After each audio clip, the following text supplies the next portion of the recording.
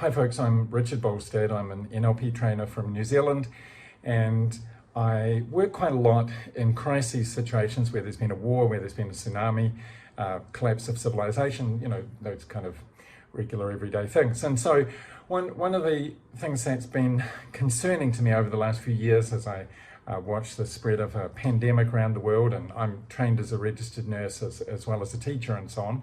And one of my concerns has been that crises like that shift people towards paranoia.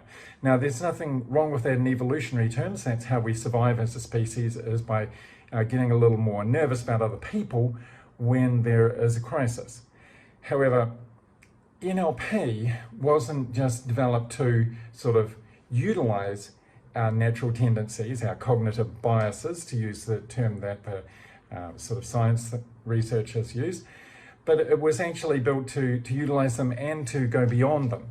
So one of the things that John Grinder said about NLP is that he developed the Metamodel as a bullshit detection system. I hope that translates from New Zealand English, but basically what it means is that the idea of NLP is not just to install whatever beliefs people happen to like, that they can fly or whatever, but actually to reality test.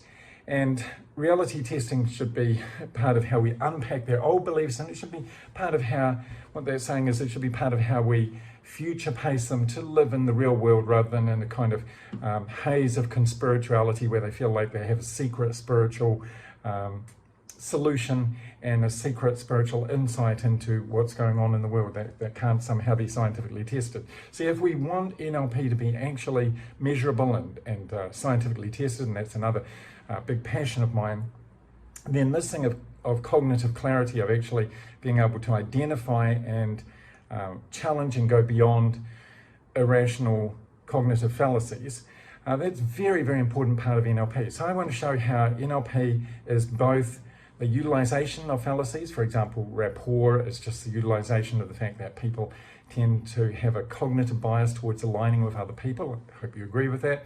And so one of the other things though is I want to show how the other side of NLP has been underplayed, and my aim is in this session to give you the ability, in this session that I will be teaching, to give you the ability to actually not just use cognitive fallacies, but actually to challenge them and to help people get to reality testing, get back into the real world functionally in these times of crisis. I'm very, very passionate about that, and I think it offers us a whole new understanding of what NLP is all about. So join me for that cognitive clarity session.